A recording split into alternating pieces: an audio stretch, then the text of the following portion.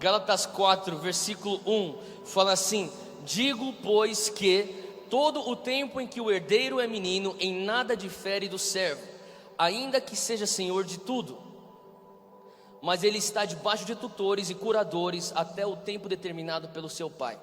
Assim também nós, quando éramos meninos, estávamos seduzidos à servidão, debaixo dos primeiros rudimentos do mundo. Mas vindo a plenitude dos tempos, fala comigo, vindo a plenitude dos tempos, vamos lá, me dá um pouco de força aí, vai. Vindo a plenitude dos tempos, o que quer dizer a plenitude dos tempos? O que Paulo está falando aqui? Paulo está falando assim, assim como o menino que é herdeiro, quando ele é menor de idade, ele não tem acesso à sua herança, ele está na mesma categoria que os servos que servem na casa do seu pai. Assim também eram vocês antes da plenitude dos tempos. Repete comigo, a plenitude dos tempos. Vamos lá, bem forte. A plenitude dos tempos nos trouxe emancipação. Antes da plenitude dos tempos, você é um menor. Antes da plenitude dos tempos, o menor não tem acesso à herança. Depois da plenitude dos tempos, o menor ele é emancipado, ele se torna então não mais na mesma categoria de servo e de escravo, agora ele se torna emancipado para filho e ele começa a se tornar herdeiro e cordeiro com Cristo. Amém? Quantos acham que isso é uma boa notícia? Versículo 4 fala assim: vindo a plenitude dos tempos, Deus enviou seu Filho, Jesus, nascido da Virgem Maria, nascido debaixo da lei, para remir os que estavam debaixo da lei, a fim do quê? Recebermos a adoção de filhos. Alguém me perguntou uma vez, por que é que Jesus veio para a terra? E eu, na minha maneira religiosa, clichê de responder, falei: Jesus veio para a terra para salvar-nos dos pecados. Verdade? Verdade. Toda verdade? Não. Daí um homem um dia perguntou e falou assim: por que que Jesus veio para a terra? Daí eu me lembrei da última vez que alguém me fez essa pergunta, eu falei: Jesus veio para a terra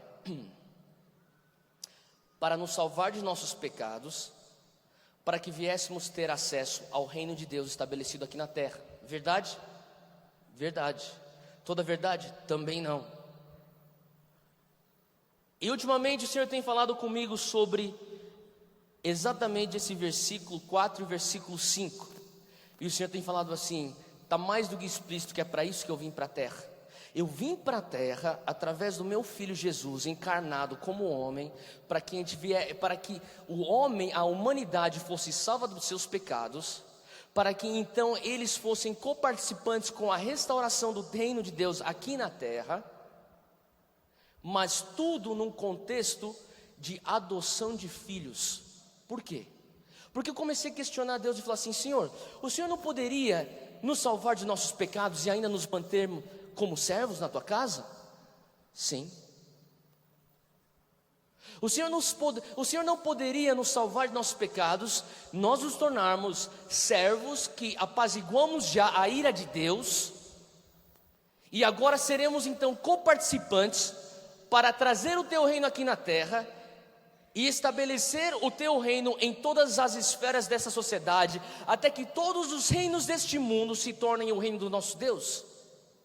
O Senhor falou assim: sim, mas a peça-chave é que Ele quis fazer isso não como nós, sendo servos, nem escravos, nem obreiros da obra, nem soldados do seu exército, mas sim como nós, sendo filhos.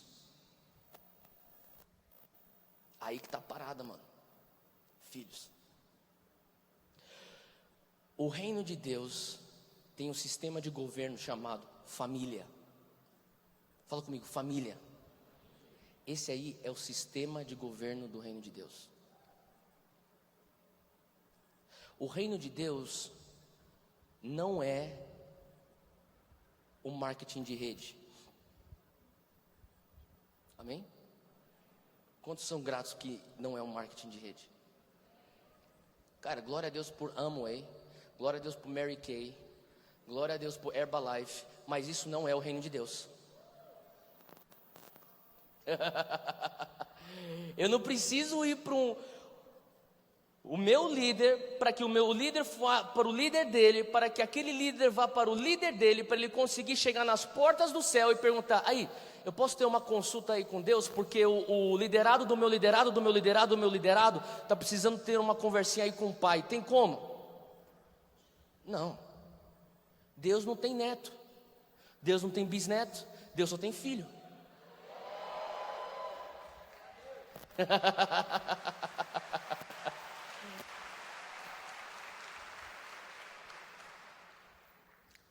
Versículo 6. E porque sois filhos. Uau. Cara, para pensar um pouco na riqueza da palavra. Olha o que ela está falando aqui. Porque você é filho. Fala um pouquinho ao teu lado. Porque você é filho. Você não é escravo. Fala para ele.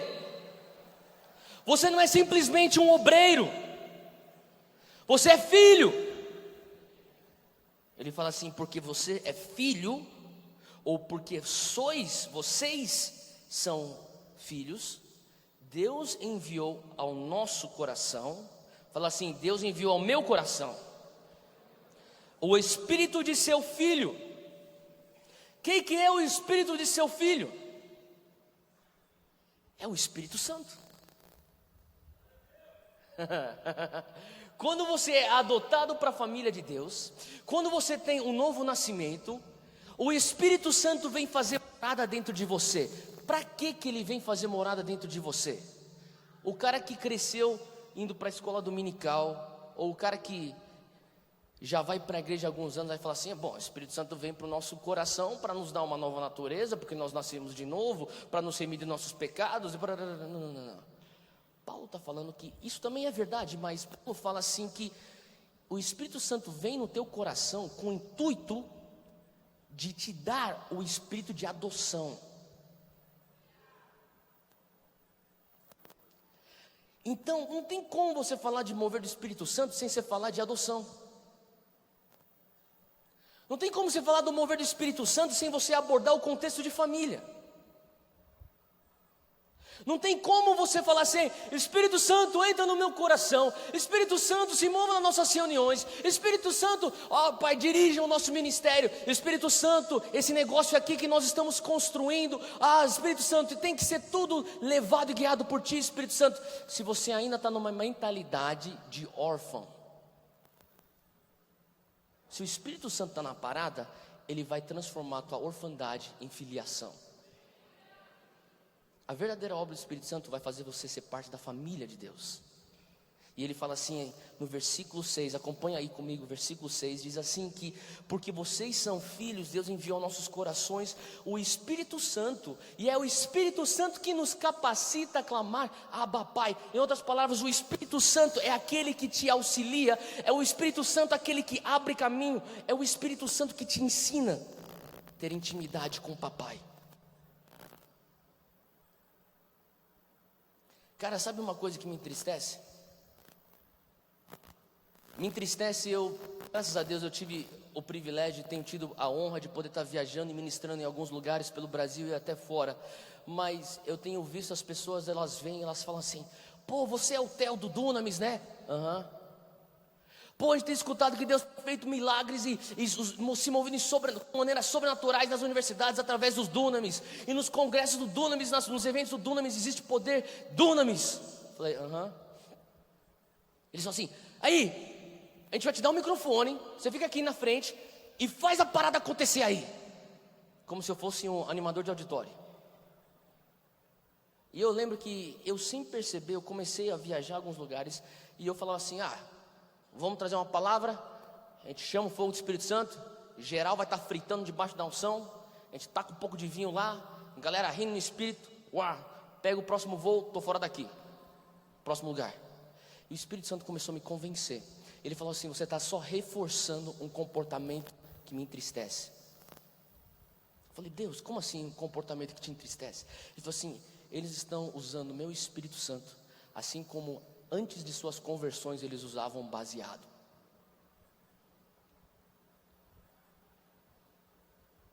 O maluco tinha uma brisa com Beck antigamente. O cara se converteu, o cara descobriu que o cara consegue ter uma brisa do Espírito Santo agora. Obviamente a brisa do Espírito Santo é melhor, mas o cara está curtindo lá. E o Espírito Santo começou a falar para mim, eles não estão entendendo o meu propósito. O meu propósito é justamente para que eles entendam que eles são filhos. O meu propósito é ser o Espírito de adoção que vai penetrar no homem interior novo deles, para que eles venham então ser capacitados a clamar Abba Pai. Essa é a minha função. O Espírito Santo tem a função de te levar em intimidade, te ensinar a ter intimidade com o teu pai e te ensinar a você crescer na tua identidade de filho. Se você consegue só olhar o Espírito Santo como aquele que vai te fritar, aquele que vai te dar os trimelique, que vai fazer você sapatear, e você não entender que o que ele mais quer é te ensinar a ser filho, você consegue viver o resto da tua vida indo de congresso, após conferência, após retiro, após campamento, e seja mais o que for, sentindo o Espírito Santo, tendo os tremilicos do Espírito Santo, caindo no chão, levantando, ficando bêbado no Espírito, e você pode sair daqui completamente órfão.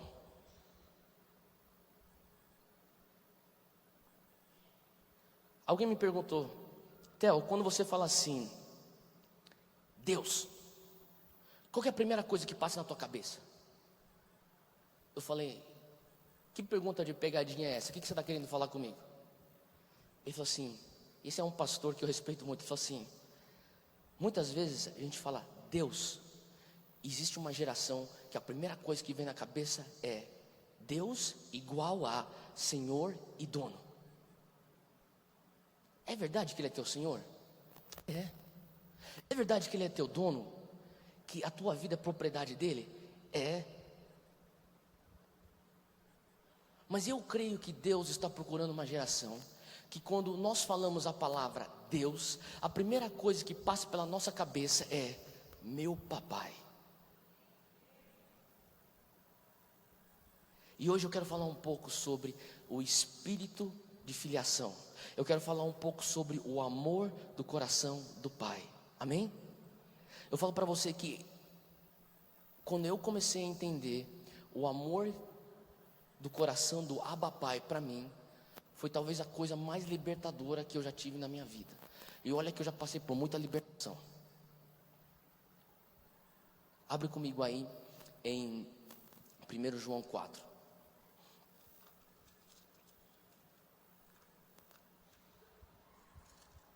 Primeiro João 4, versículo 15.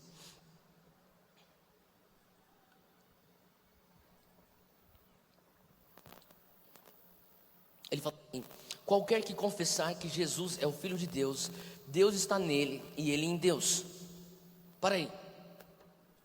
1 João 4,15 está descrevendo o quê?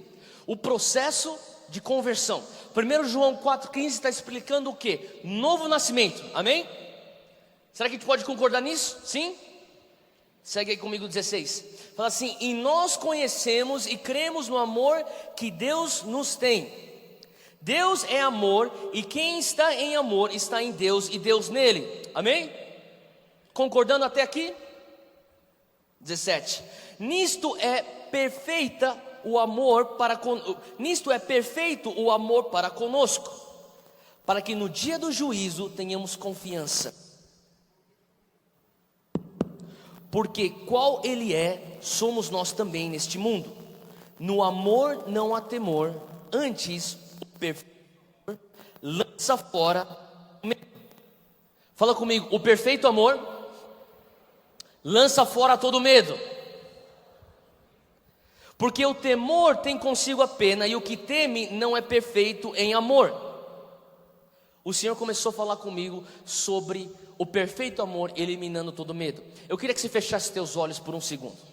Na verdade, que um segundo, porque se fosse por um segundo você estaria piscando. Feche teus olhos. Eu queria que você imaginasse a tua vida sem um pingo de medo. Como seria a tua vida sem medo? Imagina a tua vida sem medo. Você não tem medo de falta de dinheiro. Você não tem medo que você vai ficar sozinho no mundo. Você não tem medo que você não vai achar ninguém para casar. Você não tem medo que a tua mulher ou teu marido vão te deixar. Você não tem medo que você não é bom o suficiente para cumprir aquilo que você foi chamado para cumprir. Imagina um pouquinho a tua vida sem medo. Toma aí alguns segundos para você imaginar sem medo como seria a tua vida.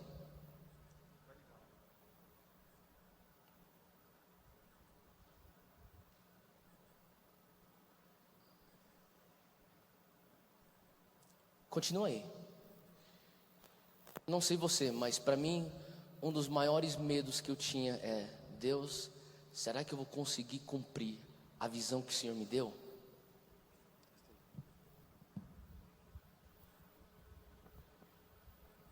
Para você que é um visionário, para você que talvez é um cara que foca nos teus propósitos ou em objetivos, talvez você tenha medo. Deus, será que os meus talentos, os meus recursos vão dar conta de cumprir o chamado que o Senhor depositou na minha vida?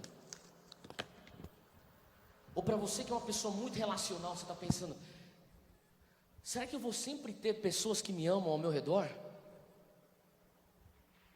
Qual que é o medo que assombra a tua vida? Como seria a tua vida sem medo? Pode abrir teus olhos. Quantos gostaram da tua vida que você acabou de imaginar? Cara, eu amo essa vida. Para mim, toda vez que eu começo a ver que eu estou começando a sentir aquém do padrão de Deus, eu fecho meus olhos, eu faço esse exercício. Eu começo a imaginar minha vida sem medo. Porque eu realmente creio que esse é o ideal de Deus para nós. Não no céu apenas, mas aqui na terra.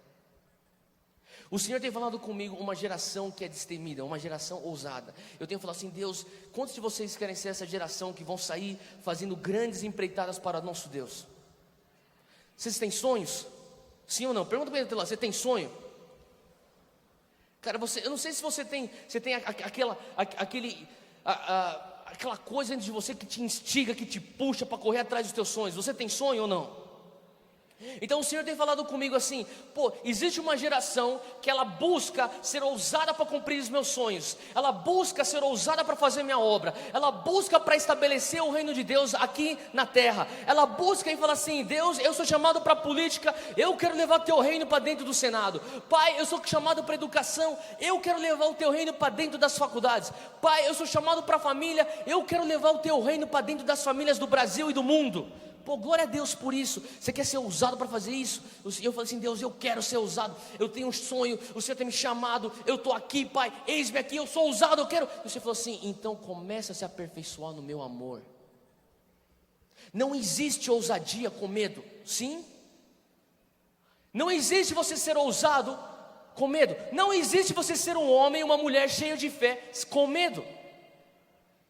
E muitas vezes a nossa reação carnal é: se eu tenho medo, então eu vou ser mais ousado ainda.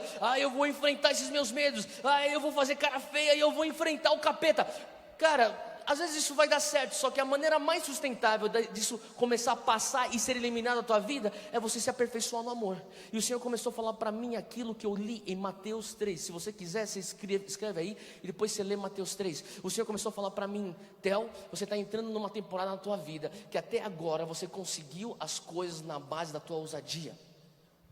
Mas chegou um ponto agora que eu não posso permitir você continuar com partículas de medo que eu ainda vejo no teu coração.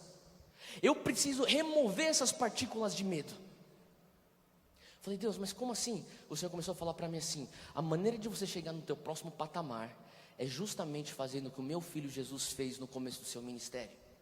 Você quer ser que nem Jesus? Falei: Pai, eu quero. Quem aqui quer ser que nem Jesus?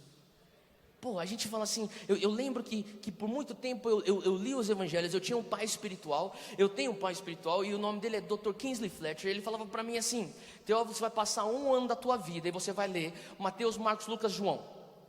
Depois você volta, Mateus, Marcos, Lucas, João.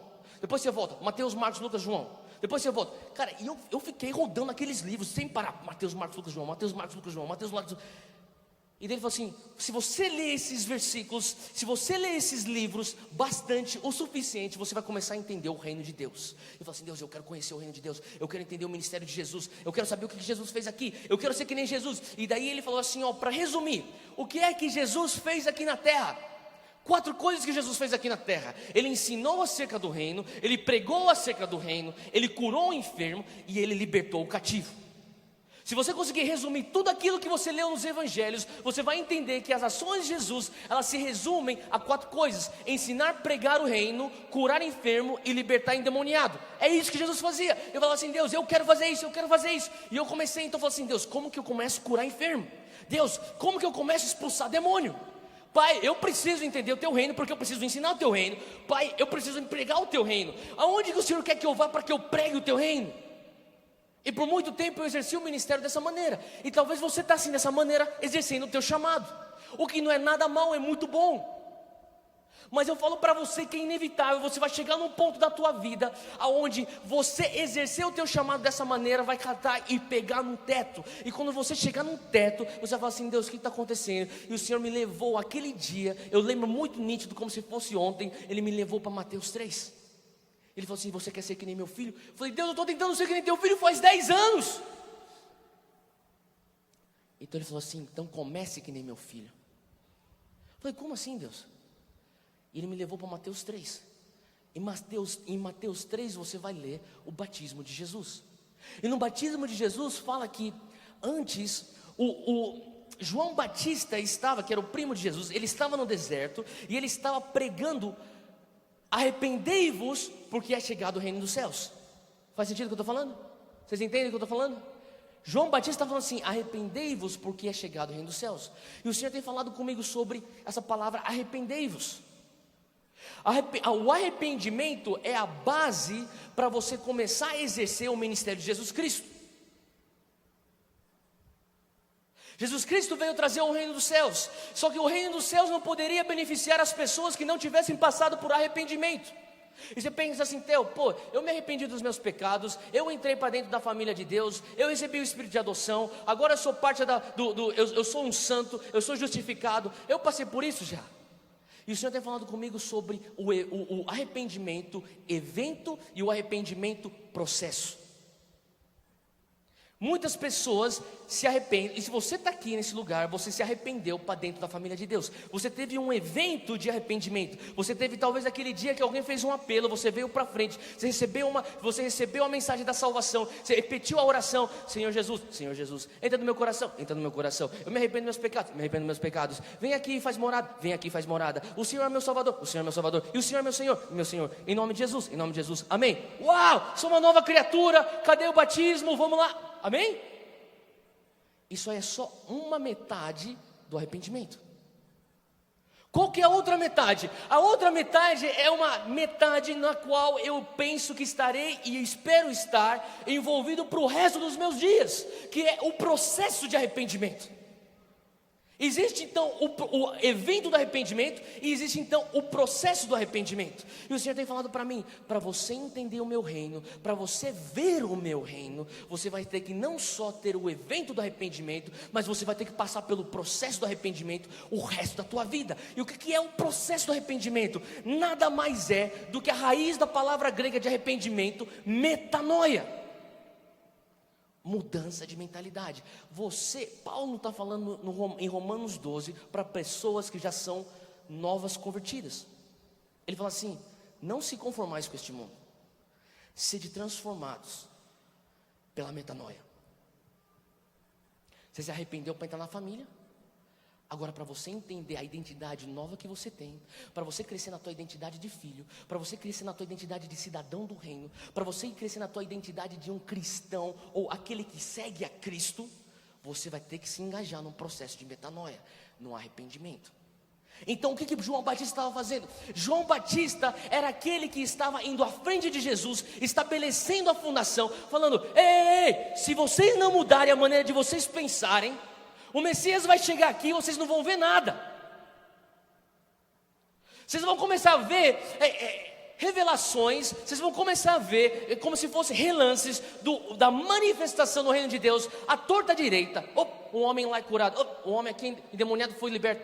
Olha isso aqui, multiplicação de pães. Água se tornou envio. E você vai ver tudo aquilo lá, e você vai ver simplesmente como algo, um show, uma maravilha, uma uau, sem entender, aquilo lá é o reino. Deixa eu falar uma coisa, tem muita gente que passou pelo evento de arrependimento, lotam as igrejas evangélicas do nosso Brasil,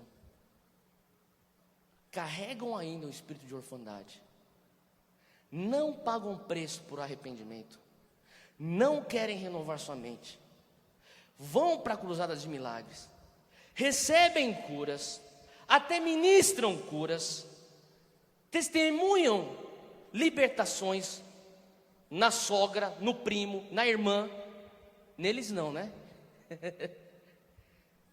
E não entendem o reino. Olham para aquilo e falam assim: uau, aquele lá é aquilo que João Batista estava falando. Se você não se arrepender, você não vai ver o reino vai passar bem na tua frente. Deixa eu falar uma coisa para você: o sobrenatural é um portal. Se você tem uma mente arrependida, se você tem uma mente que está constantemente em arrependimento, você vai entender que o sobrenatural não é um evento. Um milagre não pode ser só um evento. Seria um desperdício da parte dos céus te dar um milagre e simplesmente fazer dele um evento. Você pode falar assim: pô, mas que egoísmo, que brutalidade, que coisa aí desumana você falar isso, que é um desperdício a cura do câncer do meu tio. Não estou falando que o câncer do teu tio que foi curado não é algo que valeu a pena os céus se estenderem a performar, mas eu estou falando que os céus têm muito mais do que aquilo, porque aquele câncer na vida do seu tio que foi curado, ele é mais do que simplesmente uma doença. Porque eu vou falar uma coisa para você, e talvez venha soar um pouco desumana: o teu tio pode ter sido curado de câncer, mas um dia ele ainda vai morrer. Para pensar, eu comecei a entrar numa crise quando eu comecei meu ministério de cura, que eu falava assim: Deus, eu estou orando para esse cara que está com câncer ser curado, mas daqui a pouco ele vai morrer. Pô, se ele morrer agora, eu estou falando uma coisa que, não me julguem, tudo bem? Se você não me julga, levanta tua mão. Obrigado, eu vou contar então. Eu falava assim: Deus, eu tinha os meus diálogos com o Senhor no meu lugar secreto. Eu falava assim: Deus, mas se eu orar por esse cara e ele for curado de câncer, ele não vai morrer, ele vai ter mais uns 20 anos de vida. Mas Deus, o cara tem uma vida miserável, o cara rala e rala e rala para pagar a conta. Pô, Deus, a mulher dele está sempre, a todo mês o cara aparece aqui no gabinete pastoral pedindo aconselhamento, porque a mulher está prestes a largar ele. Pô, o filho dele não respeita ele. Eu falava: Deus, mas será que não é melhor o cara morrer? Eu sei que, não me julguem, mas seria hipócrita que você não pensa essas coisas. Quem já pensou essas coisas? E o Senhor começou a falar para mim: o que eu quero fazer nele através de uma cura é muito mais do que simplesmente um evento. Quem sabe aquela cura não é um portal para que todas as pessoas que estão ao redor daquele homem, que todas as pessoas que estão debaixo da ressonância daquele testemunho, porque o testemunho de Cristo é o espírito de profecia. Quem sabe as pessoas que estão debaixo daquele testemunho, ou daquele testemunho da minha cura, não vão ter acesso a um reino que eles nunca conheceram. Não desperdice o sobrenatural pensando que é só um evento. Não desperdice um encontro com a glória de Deus pensando que é simplesmente um evento para te fazer um pouquinho mais animado. Não, não é. É muito mais, é um portal. E se você tiver tua mente renovada, se você estiver passando por um processo de arrependimento, de uma renovação da tua mente, você vai entender que através daquela uma só cura, você teve acesso à natureza de Deus. Porque você teve acesso à natureza de Deus, você sabe que você vai ter que começar a mudar o teu sistema de valor. Porque você vai ter que mudar o teu sistema de valor, isso vai incutir mudança no teu comportamento. Porque você vai mudar o teu comportamento, você vai começar a mudar então uma cultura. E porque você vai mudar uma cultura, quando você vê pessoas novas que não te conhecem entrando na tua cultura, a cultura do reino de Deus, elas vão ter encontro com o Rei dos Reis. Um milagre desencadeia uma série de acontecimentos que devem ser com o intuito final, o expandir do reino dos céus. É por isso que muitas vezes o Senhor cura, mesmo sabendo que nós somos mortais, feitos de pó, e um dia nós vamos deixar essa terra. Porque Jesus falava: vocês viram esse homem curado? Eis aqui o reino. Os que não tinham mente arrependida falavam: que legal, o meu vovô foi curado, ele não é mais aleijado. Agora os que tinham a mente arrependida falavam assim: existe um portal aqui, consigo acessar isso. Uau, desse portal o reino consegue infiltrar nessa terra e ser estabelecido. Então João Batista, ele tinha essa mensagem. Ele vinha estabelecendo o reino. Falou assim: arrependei-vos, arrependei-vos, muda a tua mentalidade. Ele não vai vir como um líder militar, ele não vai construir uma milícia que vai derrubar os romanos. Muda a tua mentalidade. O Messias vai chegar e você vai ver ele vai passar despercebido se você não se arrepender. E daí chega o momento mais glorioso, o batismo de Jesus. O que era o batismo de Jesus? Eu queria que você imaginasse por um segundo. João Batista estava indo para o deserto e ele pregava arrependimento. As multidões iam para o deserto para escutar João Batista. Os fariseus iam para assistir e eles ficavam filmando o movimento lá de canto. Zoião. Você acha que Jesus não sabia disso? Você acha que o Pai não tinha planejado isso? Estava tudo perfeitamente arquitetado para quê? Para o lançamento do ministério público de Cristo. E diante de toda aquela arquitetura divina, Jesus chega e fala assim: João, você vai me batizar. E João fala: não. E daí Jesus fala assim: João, você sabe que você tem que me batizar. Jesus, não posso te batizar. Ai de mim, eu te batizar. Não, João, você sabe que o Pai já planejou tudo, você está vendo? Eu tenho que começar um ministério. Vai ser agora e você sabe que você nasceu para um tempo como este. Vamos lá. E João fala: então tá bom. Então João vai lá e ele batiza Jesus. E eu consigo imaginar essa passagem de Mateus 13. E Jesus desce as águas. E quando ele volta das águas, os céus se abrem, desce uma pomba e uma voz diz: eis aí o meu filho que eu amo, o filho que me traz prazer. E a coisa mais louca é que ele não falou: eis aí o filho que prega o meu reino. Eis aí o filho que vai ensinar o reino como nenhum fariseu antes conseguiu ensinar. Ou, eis aí o meu filho, o onipotente. Vocês querem ver poder? Vocês não viram nada. Vocês pensavam que o profeta Elias era um homem de poder? Vocês não viram esse Jesus. Esse aqui é o meu filho de poder. Ele não falou isso.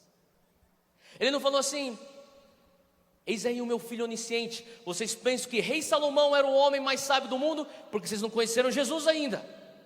Escute as parábolas dele, escute os seus ensinamentos, escute os seus sermões. Vocês vão ficar boquiabertos. Não, o Pai não fala isso. O Pai fala o quê? Esse é o meu filho, esse é o meu filho que eu amo, e ele me traz prazer. E o Senhor me confrontou falando assim: você quer ter o ministério que nem de Jesus? Eu falei: Deus, eu quero ensinar sobre o reino, eu quero pregar sobre o reino. Pai, eu quero curar enfermo. Pai, eu quero libertar cativo, eu quero expulsar capeta. Deus, é comigo mesmo, eu estou aqui, eu estou tentando fazer isso faz 10 anos. Eu vou de workshop para workshop, eu vou e sirvo um homem de Deus lá, depois eu saio e sirvo outro homem de Deus lá. E eu falo para os caras: põe tua mão na minha cabeça, me passa a tua unção, porque eu tenho que expulsar demônio que nem você.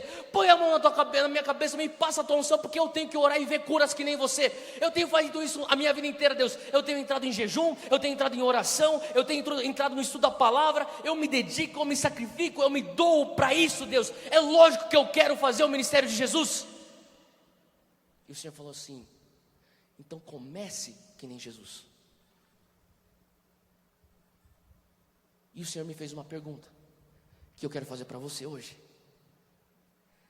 Será que você consegue extrair mais poder do meu eu te amo do que do teu eu te amo para mim? Para pensar nisso. Naquele momento do ministério de Jesus, era o início, era o pontapé inicial do ministério público de Jesus. A coisa que ele mais precisava escutar: Deus, o Todo-Poderoso, Jeová, o onisciente, onipotente, onipresente. Ele sabia exatamente o que Jesus precisava escutar. E o que é que Jesus precisava escutar? Antes de você transformar água em vinho, Antes de você multiplicar pães, antes de você pregar uma parábola, antes de você expulsar um demônio, antes de você curar um aleijado, filho, eu quero que você saiba, você é amado, você me traz prazer. Essa sim foi a fundação do ministério de Jesus. E o Senhor tem falado para mim, volta para trás. Tudo que você fez até aqui foi muito bom. Tudo que você aprendeu aqui foi muito bom. Não estou tirando o valor disso. Eu falo para você, tudo aquilo que você aprendeu a se mover no sobrenatural é muito bom. Tudo aquilo que você entendeu acerca do reino é muito bom. Só que se você não tiver aquilo tudo fundamentado no amor incondicional do Pai para você, você vai continuar fazendo coisas para o reino, você vai continuar estabelecendo o reino de Deus na terra, mas de um coração órfão. E depois você olha para mim e fala, Theo, por que existe tanta competição na igreja brasileira? Theo, por que aquilo que o Duane pregou ontem sobre os profetas e apóstolos até chegarmos à unidade da fé, por que aquilo soa tão utópico? Soa utópico, soa impossível, porque nós estamos operando debaixo de espírito de orfandade. Sabe, a história do filho pródigo não é a história do filho pródigo. A história do filho pródigo é a história de um pai com 2 filhos. E o Senhor tem falado comigo, não seja o irmão mais velho, não seja mais focado no dever e na disciplina, mais focado no teu zelo, na tua diligência, do que você é focado no meu amor por você e na intimidade que podemos ter. Aquele irmão mais velho, ele nunca saiu da casa do pai, mas ele nunca conseguiu ser filho dentro da casa do pai. Aquele filho pródigo fugiu da casa do pai, mas em algum momento ele teve encontro com a sua identidade de filho, e aquilo o fez voltar, e quando ele voltou, ele encontrou intimidade com o pai. O meu desafio para você hoje, vamos começar a fazer o ministério de Jesus debaixo, ou melhor, em cima da fundação daquilo que Jesus operou. Qual que era essa fundação? Era o amor incondicional do coração do Pai. O Senhor tem me levado numa jornada onde Ele tem, com o Espírito Santo, que nem eu falei, em Gálatas 4, versículo 6, o Espírito de seu Filho, o Espírito Santo, que nos capacita a clamar Abba Pai. Em outras palavras, o Espírito Santo, ele nos leva a uma intimidade com o amor do Pai.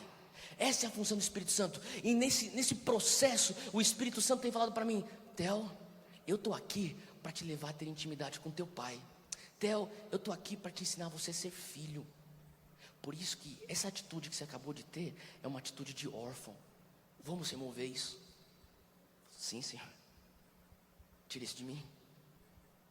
E eu estou continuando meu ministério, vou fazer. De repente o Espírito Santo vem e fala assim, Theo, essa atitude aqui, ó, é de órfão. Você não é órfão, você lembra? Quando você aceitou Jesus no teu coração, você se tornou filho. Vamos remover essa atitude. Amém, Pai? Remova, me arrependo. Ele tira um pouco mais de orfandade. O que eu estou falando? O Senhor está querendo fazer algo novo na nossa geração. Você pode falar, uau, vejo que tu és profeta. Mas é verdade. Deus quer fazer algo novo, porque o Senhor está querendo quebrar algo que é hereditário na nossa nação. É uma maldição hereditária que vem desde a época de Pedro Álvares Cabral, que é a orfandade. Eu tenho clamado e chorado pela igreja brasileira, e falado, Deus, eu quero ver uma igreja brasileira que consiga entrar na revelação plena de filiação. Nós não somos os bastardos portugueses.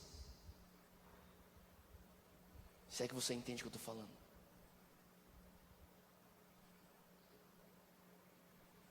Nós não somos inferiores aos da Europa. Eu não estou pregando aqui teologia de libertação não, fica tranquilo. Nós não somos E eu tenho visto isso quando eu tenho viajado pela América Latina. Outro dia não, há um tempo atrás eu estava na Guatemala ministrando, e eu vi assim e falei, Deus, parece que todo lugar, depois eu passei na Argentina e no Uruguai, eu falei assim, Deus, parece que isso é na América Latina. E o Senhor começou a falar sobre, eu estava falando ontem à noite com o Lúcio, o batera, que por sinal, deixa eu fazer um parênteses, Lúcio, eu consegui cumprir um dos meus sonhos de vida, que era ministrar com você tocando, viu? Pô, ele já vai 50% do trabalho já. Valeu, Lúcio. Cara, eu estava conversando com o Lúcio ontem, a gente começou a falar sobre a América Latina. A gente falava assim, cara, existe algo na igreja latino-americana de orfandade. E se você começar a estudar a história da América Latina, tem tudo a ver como nós fomos colonizados pela Espanha e Portugal. E Deus ama a Espanha e Deus ama Portugal. E nós amamos nossos irmãos portugueses e espanhóis. Mas o que eu estou querendo dizer é que nós aceitamos muitas vezes um espírito de orfandade de uma maneira hereditária, que às vezes é inconsciente. Às vezes não, na maioria das vezes é inconsciente. Até na maneira de nós nos portarmos fora da igreja. E Senhor, isso traduz a nossa busca das coisas espirituais. Isso traduz na maneira de nós encararmos o reino aqui na terra. E nós estamos sempre pensando, eu tenho que fazer por merecer, eu tenho que fazer por merecer. E o Senhor está falando assim, eu quero quebrar na igreja brasileira. Talvez eu venha ofender algumas pessoas aqui. Depois vocês podem mandar os seus e-mails para mim, não tem problema, eu respondo. Mas, cara, Deus está querendo quebrar na igreja brasileira um padrão que você tem que fazer para ser aceito. Você não precisa multiplicar a tua célula para Deus te amar mais.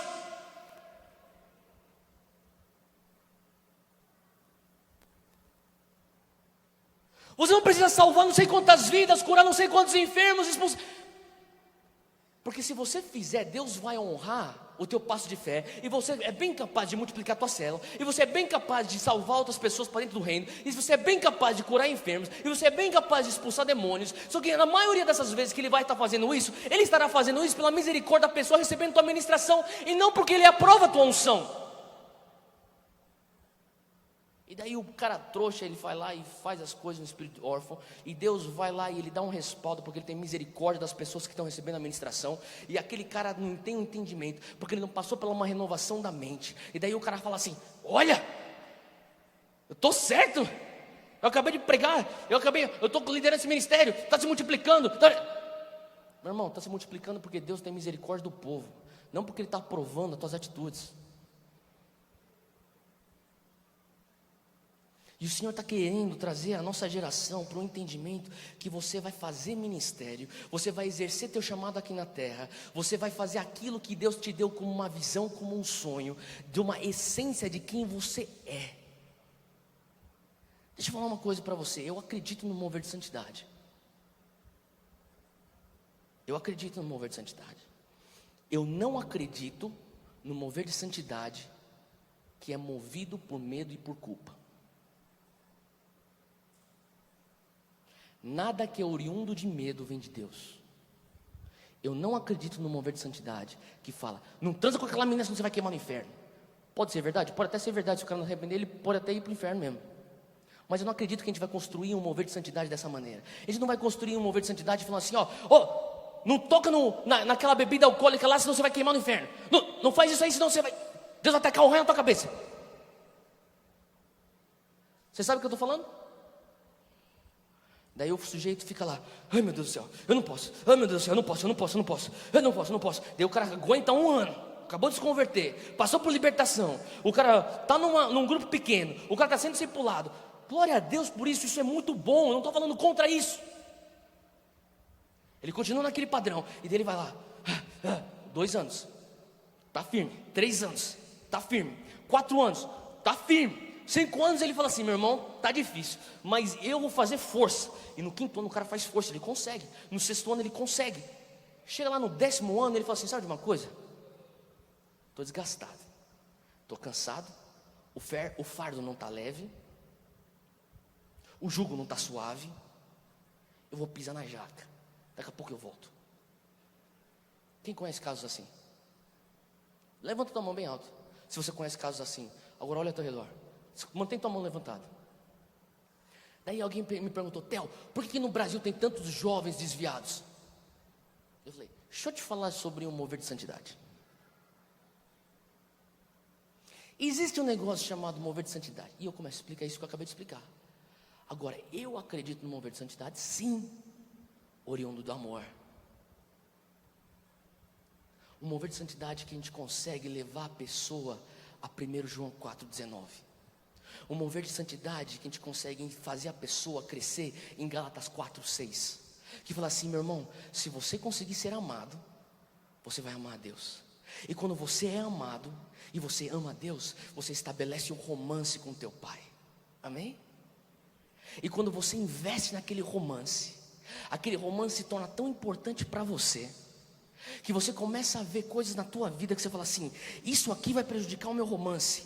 Eu quero remover isso da minha vida. Eu não preciso, mas eu quero remover isso da minha vida.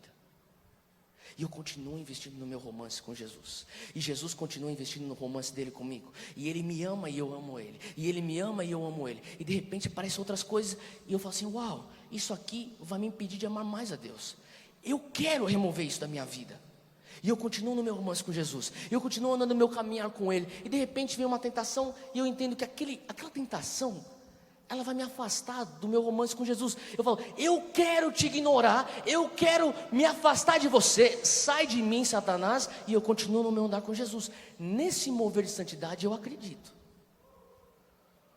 Isso sim é sustentável.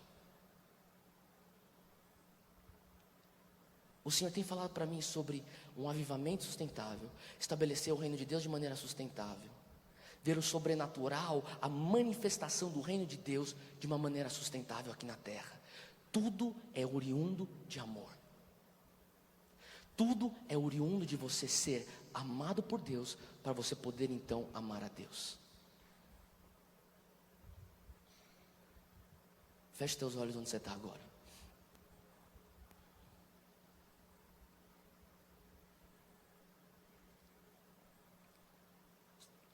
Eu quero terminar hoje pintando um quadro na tua imaginação. Eu quero que você seja o próprio artista da tua imaginação hoje. Pinta esse quadro junto comigo.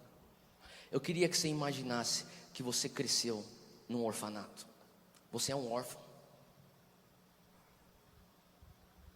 Tudo que você sabe na tua vida, desde que você se conhece por gente, é orfanato. Você tem 6 anos de idade agora. E você sonha todo sábado, quando o orfanato é aberto a visitas, você sonha, quem sabe um dia, um pai e uma mãe vai entrar aqui e vai me adotar.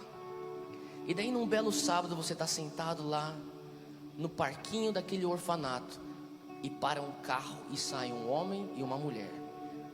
E eles estão lá com a coordenadora daquele orfanato conversando, e você imagina, Deus, como seria legal se eu fosse adotado para aquela família. Em questão de 2 horas você já está com a tua mala pronta. E você foi sorteado, sei lá, você talvez foi sortudo. Talvez você pensa, uau, é o destino. Mas você acabou de ser adotado. E você está dentro daquele carro daquela família. E você está indo para a tua nova família, tua nova casa, o teu novo lar. Você tem lar agora. Você chega na tua casa e teus novos pais, os teus pais adotivos estão falando para você, ei, você tem 3 irmãos biológicos, mas os teus 3 irmãos biológicos são tão importantes para nós como você. Você é parte da nossa família agora. Você está encabulado, você está sem jeito, você tem um pouco de medo. Na verdade você está cheio de pavor, você está traumatizado. Você começa a pensar, será que esses meus irmãos vão me aceitar? Será que esses meus irmãos vão me judiar? Será que esses meus irmãos vão ser legais comigo? Será que eles vão me amar? E você entende que naquele lugar, é uma casa grande, você tem até teu próprio quarto com teu próprio banheiro. Você fala assim, uau, eu não preciso mais dividir um quarto com 40 beliches e um banheiro com 10 chuveiros. Eu tenho meu próprio banheiro e eu tenho minha própria cama. Que legal. Eu tenho só uma porta para esse quarto, que só quem entra nesse quarto sou eu. E daí o teu pai bate na porta e fala assim, filho, vem para a sala que a gente tem que ter uma reunião de família. A gente tem que te explicar como vai funcionar da agora em diante na tua vida. E você senta então naquela sala, os teus irmãos estão com você. Você mal os conhece, mas vocês conversam e o teu pai fala, aqui em casa é o seguinte, Todo mundo aqui vai para o colégio particular. Segunda-feira você já começa as suas aulas no colégio particular. O colégio vai das 7 a 1 da tarde. 1 da tarde, a mãe vai estar lá para te pegar, junto com teus 3 irmãos. Vocês vão entrar então na van aqui de casa e vocês vão voltar para casa. Quando vocês chegarem em casa, vocês vão almoçar. Vocês vão sentar aqui nessa mesa de jantar e vocês vão almoçar. Depois do almoço, vocês vão ter 2 horas para vocês fazerem lição de casa. E depois a mãe vai te levar para a natação. E logo depois da natação, a mãe vai te levar para você fazer o teu curso de inglês. E depois do teu curso de inglês, você vai voltar para casa e o pai vai estar voltando do trabalho. E nós vamos sentar aqui nessa mesa de jantar, como família, e nós vamos jantar juntos. Você fala assim, uau, legal, eu nunca tive isso na minha vida. Eu acho que isso aqui é legal, uma rotina boa. E você começa, então você começa nessa rotina. E você vai para a escola de manhã, você volta da escola à tarde, almoça, você vai para a natação com teus irmãos. Depois da natação você vai para o teu curso de inglês. Depois do curso de inglês você volta para casa. Você espera aquele homem que eles falam que é o teu pai novo agora. E aquele homem que é teu pai novo agora, ele volta para casa, ele te abraça, ele te beija. Ele te pergunta, filho, como é que foi teu dia? Como que foi na escola? Como é que foi na natação? Que palavras de inglês que você aprendeu hoje? E daí todo mundo senta na mesa de jantar. A mãe traz a comida, vocês comem, vocês são família. E essa rotina ela perdura por mais ou menos 2 anos. E até um certo dia você chega e fala assim, algo está me incomodando e eu preciso conversar com vocês. E que nem naquele primeiro dia da tua vida, naquele novo lar, onde vocês sentaram e tiveram aquela reunião naquela sala, você pede uma reunião e você fala assim, eu gostaria de convocar uma conversa de família. E teus pais se assentam lá, teus irmãos se aceitam lá também, e você começa a expressar teu coração e você começa falando, eu estou incomodado. E o pessoal fala assim, o que a gente fez para você? Eu queria só falar que eu estou incomodado aqui, eu queria abrir um pouco meu coração. Mas o que a gente fez? A gente te judiou, a gente tem feito nosso melhor para que você venha a ser aceito na nossa família. Você é parte da nossa família. E você fala assim, não tem nada a ver com vocês, tem a ver comigo. Eu não estou bem, eu estou incomodado. Você fala que, e eles perguntam, o que aconteceu? E você fala assim, eu estou incomodado porque a gente, não vamos fingir que a gente não sabe disso, sabe? Eu sou adotado e vocês 3 se apontam para os seus irmãos e falam assim, vocês são filhos biológicos, eu sou filho adotivo.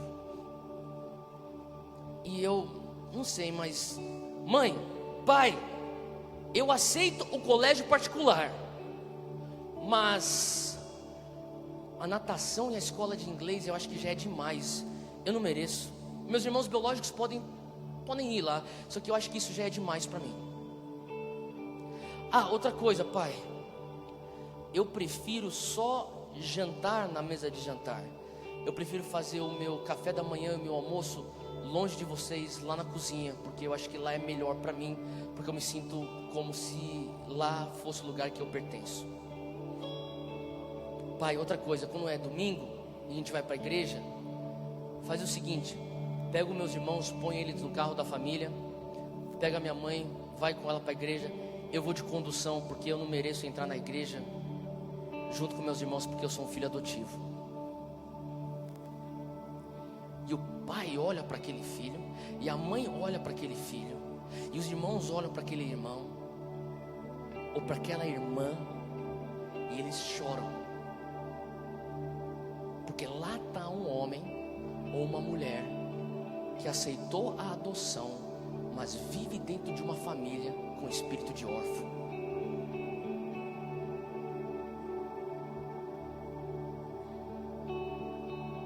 E talvez na cabeça do pai, o pai pensa, caraca, o que eu fiz de errado? Eu estou me matando para conseguir sustentar mais um filho. Eu só quis que esse menino tivesse um futuro. Eu só queria que essa menina tivesse um futuro. Eu me doei para ele. Será que eu fiz alguma coisa de errado? E a mãe tá se perguntando, o que eu fiz que esse menino não está conseguindo aceitar? Será que eu fiz algum comentário que machucou ele? Será que eu tive alguma atitude? Daí os irmãos estão pensando, meu Deus do céu, o que a gente fez? Não é possível. Será que a gente tratou ele mal? Será que a gente não está chamando ele para brincar com a gente? O que está acontecendo? E o menino volta a reforçar, o problema não é com vocês, o problema é comigo.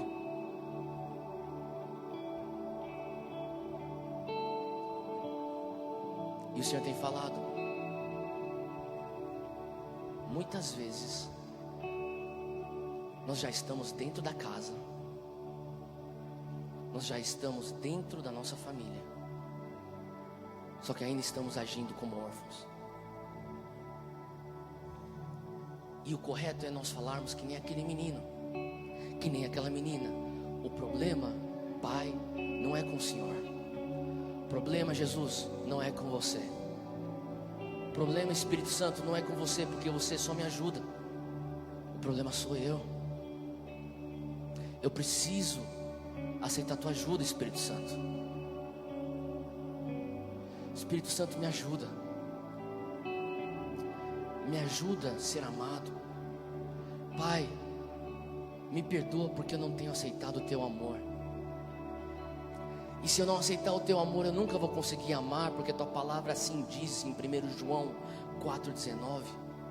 Eu só consigo amar porque primeiramente eu fui amado. Jesus, me perdoa porque o Senhor fez tanto sacrifício. E o seu sacrifício não foi só para me pôr dentro de uma casa. O seu sacrifício foi para que eu tivesse uma nova natureza.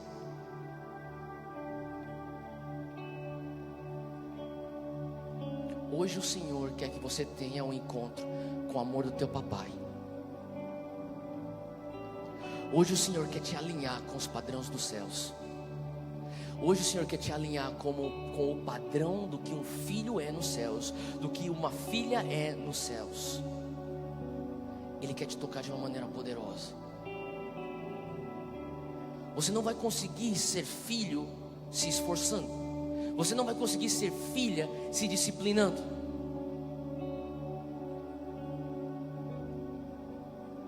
Você vai ter que aceitar. Você vai ter que abrir mão do controle. Você vai ter que abrir mão da tua autossuficiência. Você vai ter que abrir mão da mentalidade que você vai fazer por merecer. Você não consegue fazer por merecer. Nem Madre Teresa consegue fazer por merecer. Você tem que simplesmente aceitar. Hoje o Pai quer te abraçar. Hoje Ele quer te dar encontros com o amor incondicional dEle. Hoje o Senhor quer começar a eliminar a orfandade de uma geração. Hoje o Senhor quer transformar a maneira de você enxergar o reino de Deus e fazer com que você enxergue esse reino como uma família. Uma família na qual você é filho, na qual você é filha. Vem, Senhor. Pai, eu peço que nessa manhã, assim como o Senhor me abraçou, o Senhor abrace esses meus irmãos.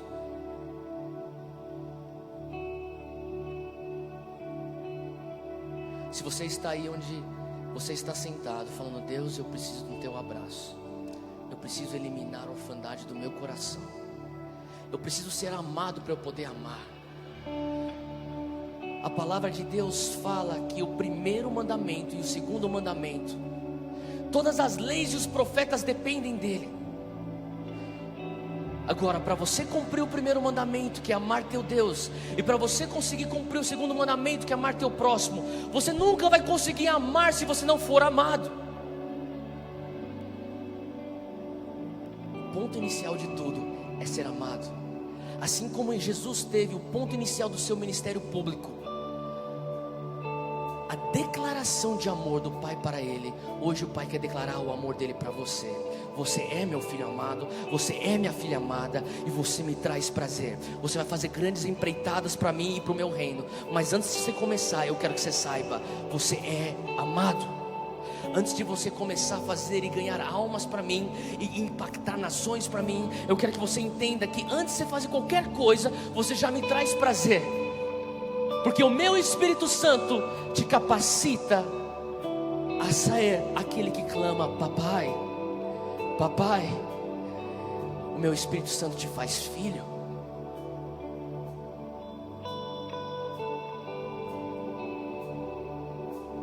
Ele quer te abraçar hoje. Se você quer o abraço do Pai, você fala: Deus, remove com o teu abraço a orfandade de mim. Sai de onde você está e vem para frente. Ele vai te encontrar.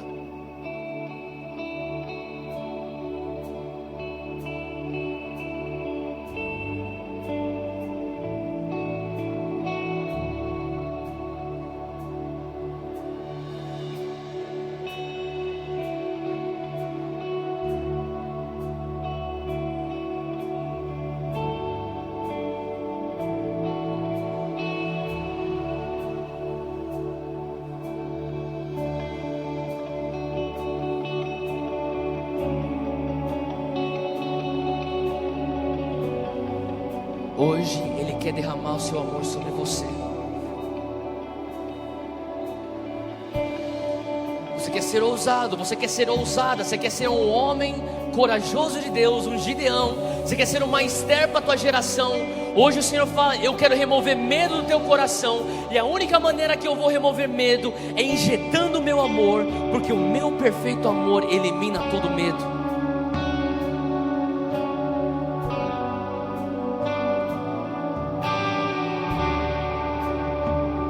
Começa a falar: papai, eis-me aqui, eu estou pronto para o teu abraço.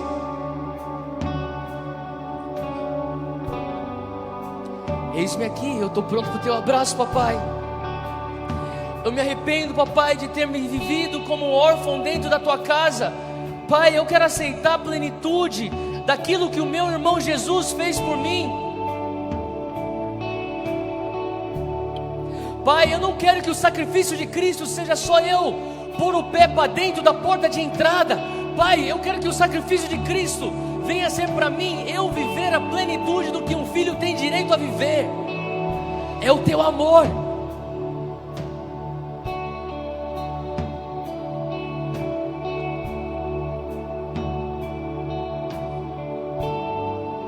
Senhor, libera agora o teu abraço. Pai, eu clamo nesse exato momento que o Senhor libere o teu abraço sobre uma geração. Pai, eu clamo exatamente agora que o Senhor venha estar eliminando com o teu amor todo medo que é oriundo da orfandade. Oh, mais.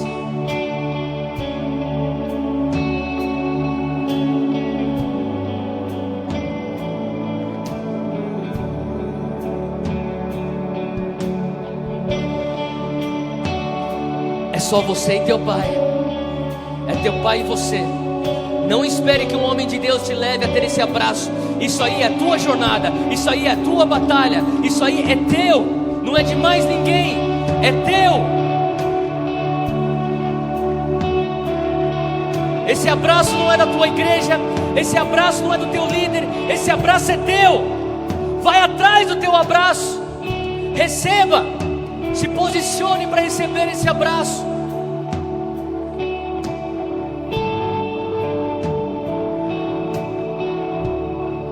Senhor,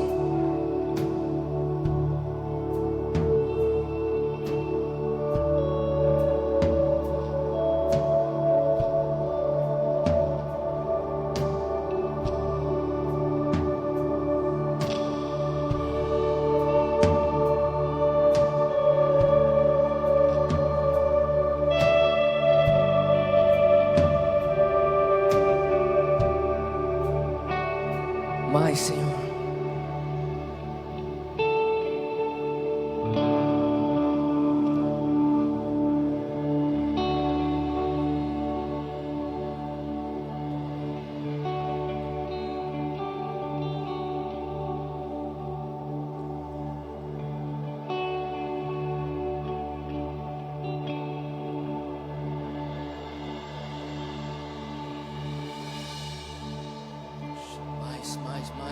Mais.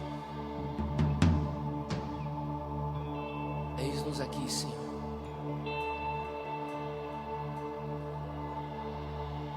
Pai, eu peço que o Senhor libere uma palavra de aprovação sobre essa geração. Libere a palavra do amor incondicional que nos leva a uma aceitação plena nessa geração. Nós declaramos que nós pomos um fim agora a um padrão de fazer para ser. Hoje nós corremos atrás da nossa identidade de filho. Hoje nós corremos atrás da nossa identidade de filha. Nós vamos ser para fazer de maneira sustentável.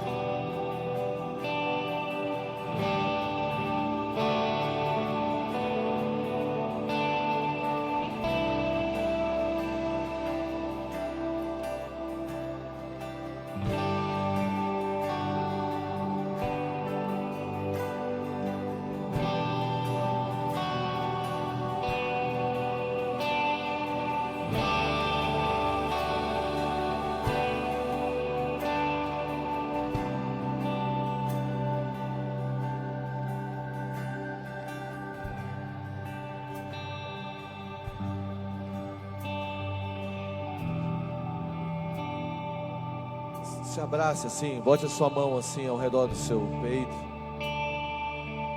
Feche seus olhos, seja ministrado pelo Senhor. Deixe o Espírito Santo te tocar de uma forma especial nesse amor do Pai.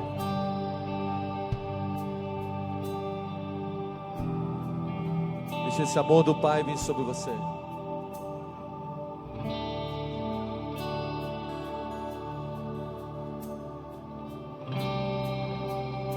Fique um tempo com Ele.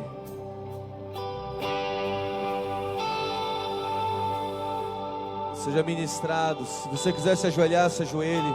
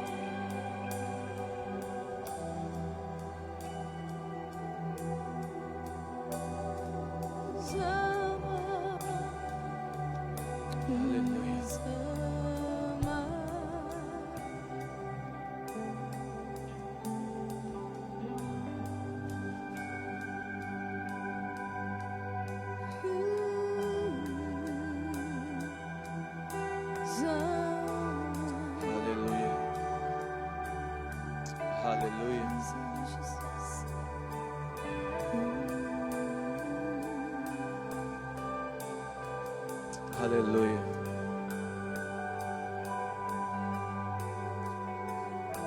Aleluia. Pai, assim como o Theo pregou, nós declaramos que a mentalidade de órfão está sendo vencida.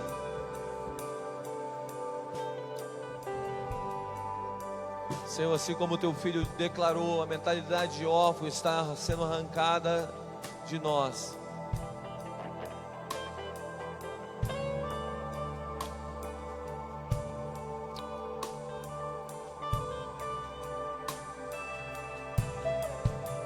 nome de Jesus.